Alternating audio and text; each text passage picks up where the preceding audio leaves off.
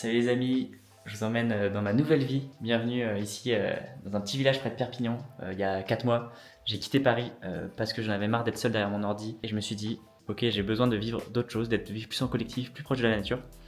Et donc je vis dans des co-living, c'est-à-dire que je vais vivre avec des amis qui sont aussi indépendants. Et on est dans des maisons à la campagne. Je suis avec Manon et Marc. Marc est en train de travailler encore à une heure tardive. Et j'ai décidé du coup de vous emmener dans mon quotidien pour vous montrer un peu à quoi ça ressemble. Je vous dis bonne nuit et je vous retrouve demain matin à la première heure. Ciao ciao.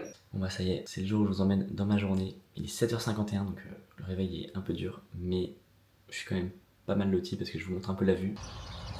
C'est quand même pas mal. Bon allez, on va voir ce qui se passe de l'autre côté. Tu vois là, il y a Mathéo qui est là, qui est matinal, qui bosse déjà, et Manon qui est là aussi, qui commence à travailler. Non, tu commences à faire tes petites séances d'écriture. Ouais, exactement. Donc je travaille tout le temps. C'est magnifique. Voilà, moi je vais aller me faire une petite balade matinale.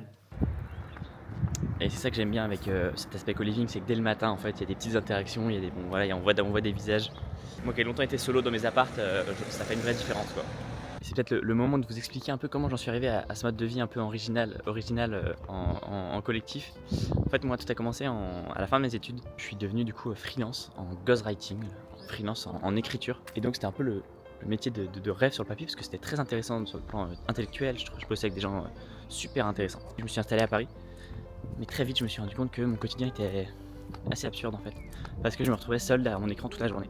Mais en fait en parallèle j'ai commencé à faire des co-living, c'est-à-dire qu'avec d'autres indépendants, on louait une maison à la campagne et on allait vivre et travailler comme ça pendant genre une semaine. À chaque fois que je faisais ça je me sentais trop bien, parce qu'en fait je connectais vraiment avec les gens, j'étais avec des gens qui me comprenaient, qui étaient qui avaient les mêmes problématiques, donc on parlait le même langage. Et à un moment donné je me suis dit mais pourquoi je m'impose d'être à Paris, de me sentir seul avec du monde autour, dans une grande ville comme ça, alors que géographiquement, potentiellement, je suis libre de faire ça d'où je veux. Et donc voilà, pour vous dire un petit peu, il y a quelques mois, j'ai donc décidé de carrément lâcher mon appart et voilà, de vivre comme ça à temps plein. Voilà, vous avez un peu l'histoire et le pourquoi du comment. Maintenant, je vais aller prendre un petit déj et ensuite, on va commencer la journée de travail, quoi.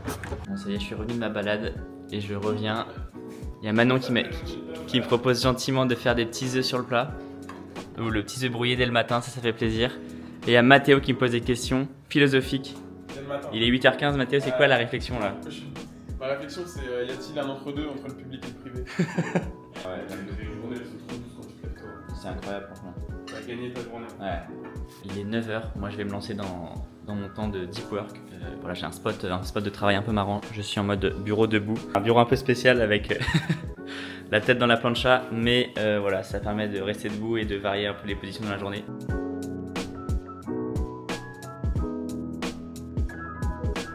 Bon bah voilà, je suis en phase de focus là, ça fait un peu plus d'1 heure. J'ai changé de spot, là je me suis rassis au bureau pour être plus concentré. Puis là il y a Alexandra. La cancre qui est en train de La manger cancre des œufs qui pendant fait- que les autres. Il est 10h15, elle fait une petite pause œuf. Là le petit éco-living, t'es contente? Bah oui, très contente, très contente. On est bien.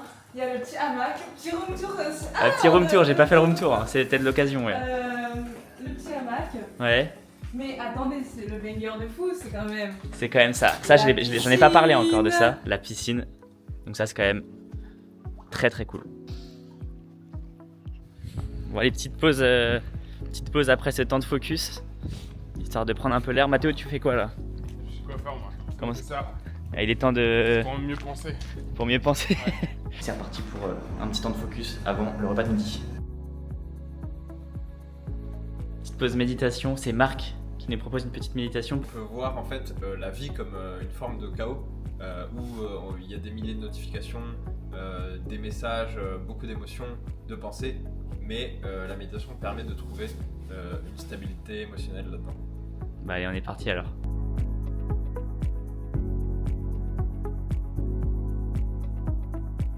On a fini la petite méditation avec Marc, c'était pas évident parce que c'est dur de s'arrêter, de se dire voilà qu'on est en plein dans le travail, de se dire ok on s'arrête, on prend le temps et on se met dans le moment présent.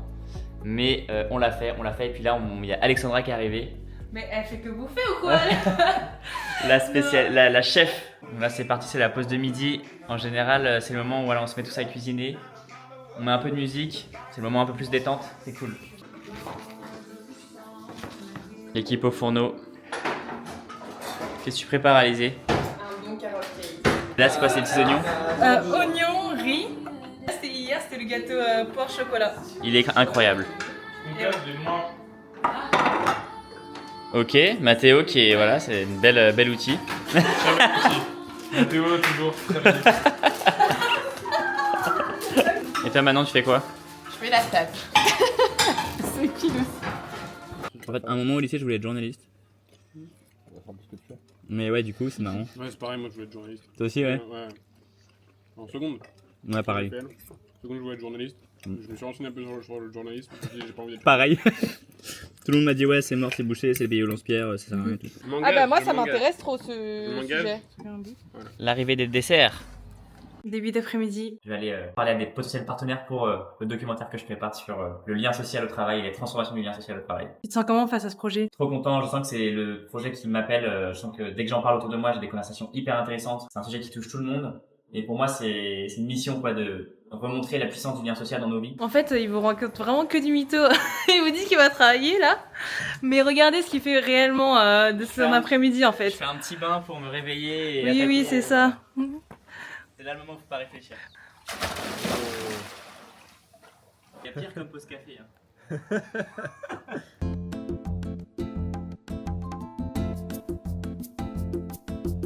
C'est parti pour la pause goûter.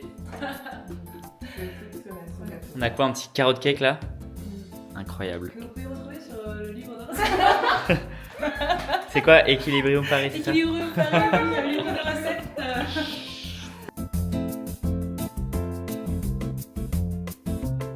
Bon bah ça y est, c'est la fin de journée, il est 18h30.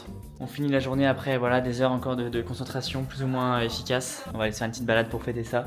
On ferme l'ordinateur, voilà. Hop. On va aller voir ce qui se passe de l'autre côté de la pièce. Là, il y a Marc et Alexandra qui sont en train de faire des... Qu'est-ce que vous faites là? On est au charbon là. On est au charbon là. Alizé? Je suis prête. Alizé est prête pour aller marcher. Alizé, c'est toujours la first pour aller marcher. Il est 18h30. Il est l'heure, on s'était dit 18h30 les amis. Il faut savoir s'arrêter. Direction la balade. Non, mais hier il m'avait demandé mon nom, et là j'arrive, machin, alors le mec. C'est quoi le livre qui t'a le plus marqué ces 6 derniers mois? Ces 6 derniers mois, The Good Life, c'est sur la fameuse étude d'Harvard qui a suivi pendant plus de 80 ans des personnes et qui a cherché à identifier le facteur le plus important pour le bonheur et la santé à long terme. Et ils se sont rendus compte que c'était la qualité des relations sociales. Et toi Alexandra? Moi, c'est un livre qui s'appelle Vos zones erronées de Dr. Wayne Dyer.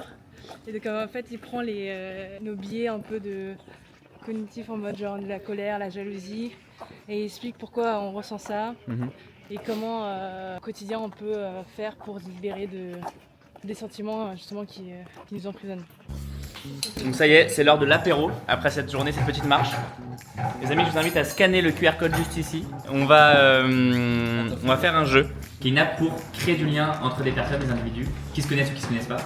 Et l'idée c'est d'identifier aussi voilà, à quel point avec qui tu as le plus de compatibilité, le plus de ressemblance en termes de personnalité, valeurs, etc. Dans 20 secondes, c'est la grande révélation les amis. Je suis très compatible avec Elliot. Oh Mathéo, 91.3. Moi aussi, j'ai rien. C'est pas de la maladresse. C'est vraiment de la lourdeur. C'est-à-dire qu'il y a des gens qui prennent de la... Tu vois là, les mecs qui... le fameux truc du... Ouais, mais c'est pas trop de ça que tu parles. Hein? Qu'est-ce que tu fais Marc? Manon demande un peu, Marc exécute. Ça va Alex? La dernière à table. Ouais. La première à faire à manger. Première à faire à manger, la dernière à table. Regardez, après cette dure journée de labeur, il va quand même faire... Pas de repos pour les guerriers, du matin au soir, au travail. Que ce soit pour soi ou pour sa communauté. Toujours les mains dans le cambouis. Je regarderais bien un petit documentaire, t'es chaud? Si, moi je suis chaud. T'es chaud? Ouais. Bon ça y est, c'est la fin de journée. On finit en se regardant un petit documentaire. Tout ça au coin du feu. On se retrouve à la fin du film. At the highest rates in the world. Happy lives, and perhaps the biggest takeaway is they live longer. Bon bah ça y est, c'est la fin de journée. Bonne nuit Marc. À demain. Voilà, vous avez vu une journée, ce que c'est une journée dans le co-living. Passez une bonne journée.